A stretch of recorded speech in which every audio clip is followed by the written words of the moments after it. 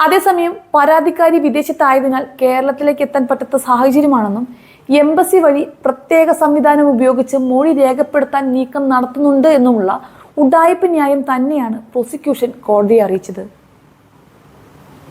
മാത്രമല്ല, അന്വേഷണത്തോടും അറസ്റ്റിനോടും രാഹുൽ സഹകരിച്ചില്ലെന്നും പ്രോസിക്യൂഷൻ വാദിക്കുകയുണ്ടായി.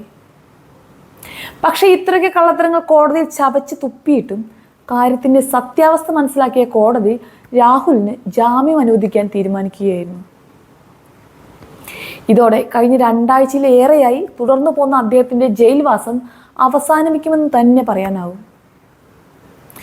എന്നാൽ ഇതോടുകൂടി എല്ലാം കഴിഞ്ഞു എന്ന് പറയാനാവില്ല എന്നത് വേറെ കാര്യം. അണിയറയിൽ രാഹുലിന് നേരെ എന്തെല്ലാം നാടകങ്ങൾ തയ്യാറാകുന്നുണ്ടെന്ന് കണ്ടു തന്നെ അറിയണം. നേരത്തെയും സമാനമായ 2 കേസുകൾ രാഹുലിന് മേൽ കെട്ടിവെച്ചിരുന്നു.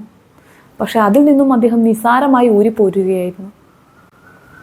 സത്യം പറഞ്ഞാൽ കേരളത്തിൽ 3 തവണ ബലാത്സംഗ കേസിൽ പെട്ടിട്ടും ഇങ്ങനെ ആളുകൾ സപ്പോർട്ട് ചെയ്യുന്ന മറ്റൊരു ജനപ്രതിനിധി ഇല്ല എന്ന് തന്നെ പറയാം.